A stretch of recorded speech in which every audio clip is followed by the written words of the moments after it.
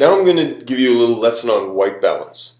What I want you to do is I want you to turn on your camera, and when you take a look on the back, you're going to notice it says AWB back there. Here we go, AWB. See that? That stands for Auto White Balance. So what is white balance? Well, white balance is basically a filter.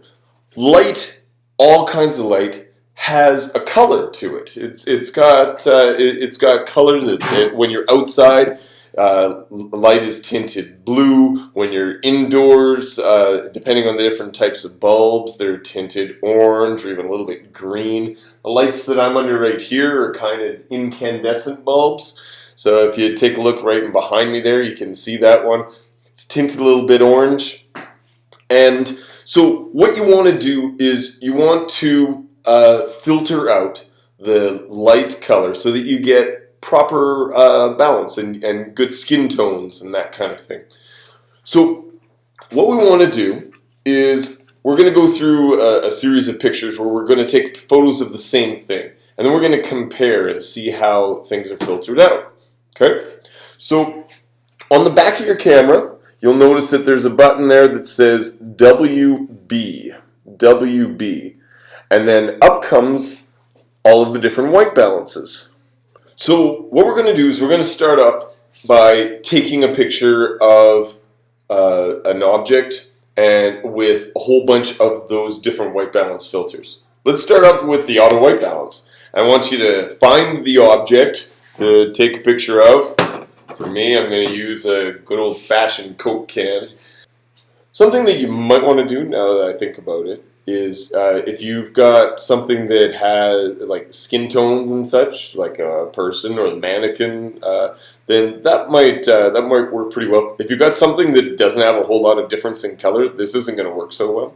Really, it doesn't actually matter what mode you want to shoot in. I'm going to shoot in shutter priority personally, and I'm in auto white balance. And take a picture. There we go. Cool. I've got the Coke can. Super! You'll notice the blue in the background and all that kind of thing.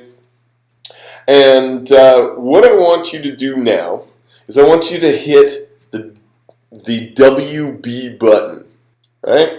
And I want you to pick the very next thing, which is sunlight or daylight. Okay? I want you to take the photo of the exact same thing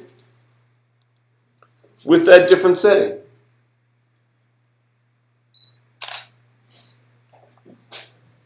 Great. Now I want you to compare them. Take a look at the different settings. Look to see whether or not the color is different. Do it again. Switch from daylight and you go to the next one over, which is probably shade for you. Probably shade. Okay?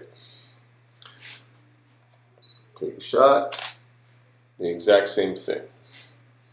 Okay? Compare those. You will notice that, again, slightly different colors. Go all the way through the settings. I want you to pick, do a shot with cloudy, do a shot with tungsten light, shot with white fluorescent, shot with the flash. Right? Don't do one under custom yet. We'll play around with that in a second. Okay? And I want you to take a picture for each of those of the same thing and compare them.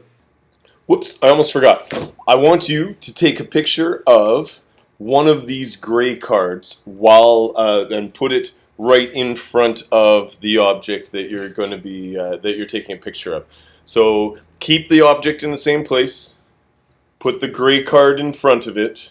Okay, you might need to get somebody to hold it. And then I want you to take a picture of the card. Try to get as much of the card in there as you can. And take a shot of it. Basically what you're going to be doing is you're going to be telling the camera that this is what the gray card looks like underneath the lights that you're shooting with. Okay, so get on in there, take the shot, and when you're shooting the gray card, get as much of the gray card as you can, but you might have a little bit of trouble focusing. So you can, if it's having trouble focusing, you can switch your camera to manual focus and just focus like that. Okay? Or the other thing that you can do too is you can get it to focus on the edge and then move it into the middle. Take the shot. Hopefully you've got all of your photos now. I want you to load them into your My Photos catalog with the name WB or white balance. So what we have here is the white balance pictures. I'm going to call this WB for white balance. Scroll on down. For my subfolder, I'm going to say WB and turn off my phone and say import. Okay.